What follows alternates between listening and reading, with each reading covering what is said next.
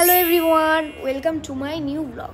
যেমন কি তোমাদেরকে বলেছিলাম যে আমরা নেক্সট একটা মিনি ট্রিপেতে যেতে চলেছি, তেমনই আমি চলে এসেছি। শুধুমাত্র ব্যাপারটা হচ্ছে আমি বলেছিলাম যে আমি আর আমার বন্ধু যেতে চলেছি, সেটার দুর্ভাগ্যবশত সম্ভব হয়নি। আমাদের সাথে আরও দুজন এসেছে। সো দ্য কোয়েশ্চেন ইজ, আমি এসেছি কোথায়? আমি এসেছি মায়াপুরে। এইটা হচ্ছে মায়াপুরে আমার সেকেন্ড ভিজিট। আর আমরা এমন সময় এসেছি যে এই সময় রুম পাওয়া খুবই মুশকিল ছিল। একটা পেয়েছি যে এটা রুম, সেটা প্রচুর প্রাইসি। সেটা একদিনেতে 5,500 টাকা। আমরা প্রায় 16,000 টাকা দিয়ে এখানে আছি 3 দিনের জন্য। প্রচুর টাকা নিয়ে নিয়েছে। আমি তো পুরো রাস্তা ভাবতে আসছিলাম যে এতগুলো টাকা দিয়েছি, কেমন রুম দেবে, এতগুলো টাকা কেন নিল। কিন্তু টু মাই সারপ্রাইজ এই রুমটা সত্যি প্রচণ্ড। আমি এসে প্রায় শকড হয়ে গেছিলাম, এত সুন্দর। তোমাদেরকেও দেখাই, চলো। এইটা হচ্ছে আমাদের 3টে বেড দিয়েছে। 3টে না, এখানে আরও একটা বেড আছে। এই দেখো, এখানে জল দিয়েছে। এই যে আমাদের সোফাও দিয়েছে থাকার জন্য, বসার জন্য সোফা দিয়েছে। বাথরুমটাও দারুণ। আমি বাথরুমটা সিরিয়াসলি দেখাতে চাই না। ওয়ার্ড্রোবেতে আমাদের যেহেতু এখন ঠান্ডা পড়ে গেছে, তার জন্য ব্ল্যাঙ্কেটও দিয়েছে, ওয়ার্ড্রোব আছে। সব থেকে ভালো যেটা লেগেছে সেটা হচ্ছে এই মিররটা। যে দেখতে পাচ্ছ, আমাদেরকে এসি দিয়েছে। পশ্চিমবঙ্গেতে ডিগ্রির যতটা সম্মান, ততটাই ঘরের মধ্যেই, শীতের মধ্যেই এসিটার সম্মান হবে। কোনো কাজ নেই, তবুও কেন আমরা এসি রুমই বুক করতে হয়েছে, কারণ কোনো রুম অ্যাভেলেবেল ছিল না। তো এখন আমি এসেছি আরও 3 জনের সাথে, যেটা বললাম। আর একটা কথা, আমরা রুম নিয়েছি 3 দিনের জন্য, আজকে ইনক্লুডেড। আজকে আমাদের সকালে আসার কথা ছিল, আমরা এসেছি রাত্রিবেলা। কারণ হচ্ছে আমার সে গুণধরী বন্ধু, সে তার ঠিক নেই সে আসবে কি আসবো না। হ্যাঁ, যাবো না। আসার সময় আমরা রাস দেখতে এসেছি। সত্যি বলতে আজ পর্যন্ত আমি শুধু রাস শুনেইছি, যে রাস পূর্ণিমা হয়, রাস মেলা হয়, কিন্তু রাস মেলায় যে কী হতো আমি আজ পর্যন্ত জানতাম না। আমরা যে টোটো করে আসছিলাম, সেই টোটোর কাকু বললেন যে আজকের দিনে যত ঠাকুর আছে তাদেরকে পুরো শহর জুড়ে পরিক্রমা করানো হয়।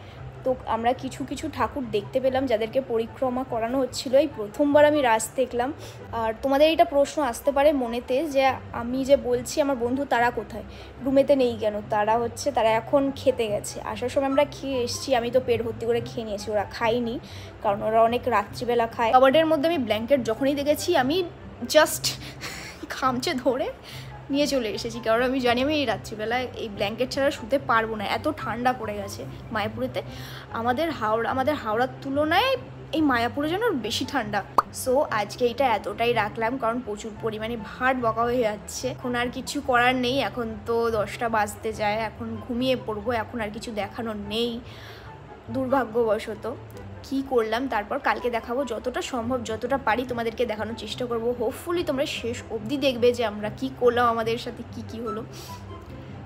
Stay tuned. Good night. এখন বাজে 5:30 বলছে, 5টা বাজে। এখন ঘুম থেকে তুলে দিয়েছে জোর জবস্তি। এই দুটায় তুলে দিয়েছে। ওরা যাবে এখন মন্দিরেতে। এত ঘুম পাচ্ছে, কারণ অনেক রাত অবধি আমি আর অঙ্কিতা মিলে বকবক করেছি, তার জন্য চেয়েও আমি যেতে পারছি না। এখনো রাত, চাঁদ দেখা যাচ্ছে এখনো। ফাইনালি 2টায় বিদায় হয়েছে। এখানের লোকেরা অনেক সকালে উঠে পড়ে। আমি 4:30 না, কিছুক্ষণ আগে দেখলাম কিছু মানুষ যাচ্ছে এখন মন্দিরেতে। লোকে তো ঠাকুর দর্শন করতেই আসে, আমরা ঘুমাতে এসেছি মনে হয়। এই মাত্র সবাই আমি স্নান করে এলাম, এখন বাজে 12টা। এতক্ষণ ধরে ওই আমার গুণবতী বন্ধু আছে, ও ঘুমাচ্ছিল পড়ে। ও আর ওর ভাইটা মিলে ঘুমাচ্ছিল এতক্ষণ ধরে। আর এই দেখো ঘরের অবস্থা। যতই তুমি মানে বাঁদরের গলায় মুক্তোর মালা দাও, ওই বাঁদর তো বাঁদরই থাকবে না। এই যে এত সুন্দর রুম দিয়েছে, তার এই অবস্থা করেছে এইগুলোর মধ্যে। এই মাত্র আমি চান করে বেরোলাম। ফ্ল্যাটটা হ্যাঁ, সকাল থেকে কিছু করিনি, আমরা ঘুমিয়েছি সারাদিন কালকে থেকে এসে পর্যন্ত। কি সুন্দর লোকেরা বাইরে দেখতে পাচ্ছি, যাচ্ছে আসছে মন্দিরে। আর আমরা এখানে ওপর থেকে বসে শুধুমাত্র ওদেরকে দেখছি যে ওরা যাচ্ছে আসছে। আলাদাই মাইরি। আইস এখন যাচ্ছি আমরা খেতে, এখন 2টো বেজে গেছে আর এখানে দেখো ইকো হচ্ছে কথা। 2টোর সময় লাস্ট ব্যাচ বসে খেতে আর আমরা যাচ্ছি 2টোর পরে। আমাদের কপালে আজকে খাওয়া নেই, সকালে কিছু খাইনি, এখনও কিছু খাইনি। তো আমার হোটেলটা দেখাইনি, আমাদের হোটেলটা দেখাচ্ছি চলো।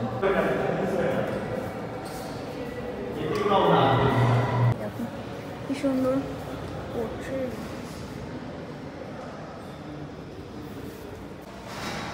আমরা এখন হেঁটে হেঁটে যাচ্ছি, কুপন কেটেছি, নিয়ে যাচ্ছি গদা ভবনে।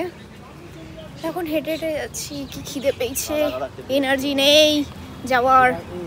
A few moments later. খেদে চলে এসেছি।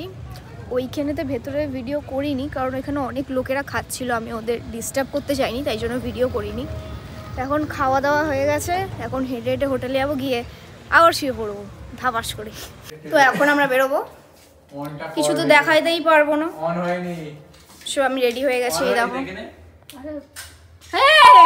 আজকে যা দারুণ একটা অঙ্কিতার উপর প্র্যাঙ্ক করেছি না, তোমরা বুঝতে পারবে দেখতে। হয় ওই যে মেরে নখ তুলে দিয়েছে, এমন এমন প্র্যাঙ্ক করেছে পায়ের নখ উড়ে চলে গেছে। ঠিক আছে, তোমরা গিয়ে নিশ্চয়ই প্র্যাঙ্কটা দেখো, কিভাবে আমাকে কষ্ট দেয় দিল দেখো। গেলাম তাহলে, এলাম, বাই বাই।